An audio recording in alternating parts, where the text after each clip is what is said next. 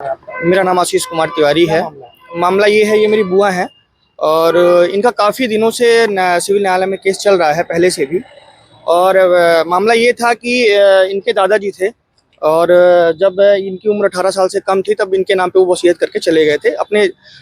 जब वो ख़त्म हुए, उसके ख़त्म होने के बाद जब इनके बड़े पापा आए करीबन 8 से 10 दिन के अंदर ही उन्होंने पता नहीं किस तरीके से फर्जीवाड़ा करके या शोर सिफारिश लगा के उन्होंने अपने नाम वसीयत का केस चलने के बावजूद उन्होंने अपने नाम क्या किया, अपना वारिसाना उतरवाया और वारिसाना उतरवाने के बाद धीरे धीरे एक एक करके वो ज़मीन बेचना चालू कर दिए।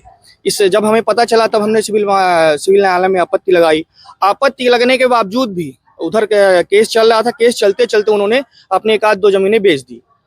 अभी मुश्किल से मुश्किल 1-2 महीने पहले ही उन्होंने घर जहाँ पे ये लोग रहते हैं, जहाँ पे इनका घर बना हुआ है, घर वाली ज़मीन उन्होंने, इनके घर के जस्ट सामने पार्षद जी का घर है, शायद बीजेपी से पार्षद है ना।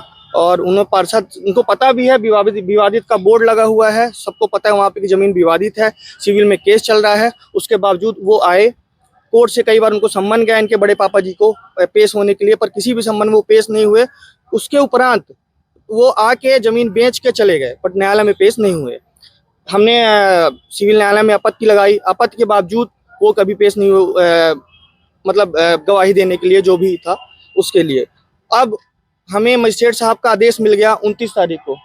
29 तारीख को मजिस्ट्रेट साहब का आदेश मिला कि इस ज़मीन को अब बिक्री ना की जाए या अब किसी प्रकार का अंतरण ना किया जाए। उसके बावजूद मतलब 9 को आदेश मिला, 12 तारीख की पेशी थी। 12 तारीख की पेशी के बावजूद हम ये नहीं बताया गया कि अगली पेशी हमारी कब है। उस बीच आदेश कर दिया गया, नामांतरण कर दिया गया।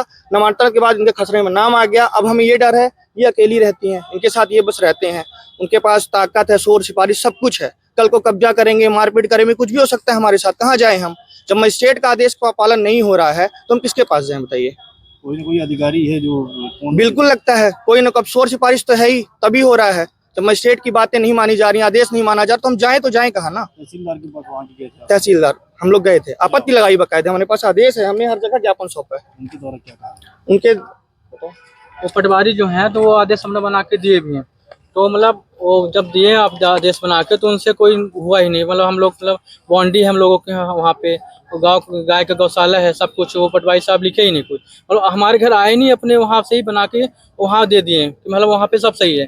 फिर हम लोग उसमें फिर आपत्ति लगाए कि ये गलत हुआ है, तो फिर उसमें कोई निराकरण नहीं हुआ। फिर मैम आदेश सुना दी, फिर से कल उनका नामांतरण हो गया। वही हम लोग अभी तक कोई बटांग भी नहीं हुआ है। ये जो जमीन खरीदे हैं वो कौन है? वो हमारे यहाँ के वार्ड नंबर 3 के बैकुंठपुर के पार्षद हैं। क्या नाम उनका? उनका नाम है ब्रिजेश बरेठा। उन्होंने जमीन खरीदी? उनके बेटे आकाश कुमार बरेठा ने खरीदी है सर। कहाँ से आए थे अभी? वो बैकुंठपुर। क्या नाम है आपका? मेरा नाम प्रफुल्ल मिश्रा है।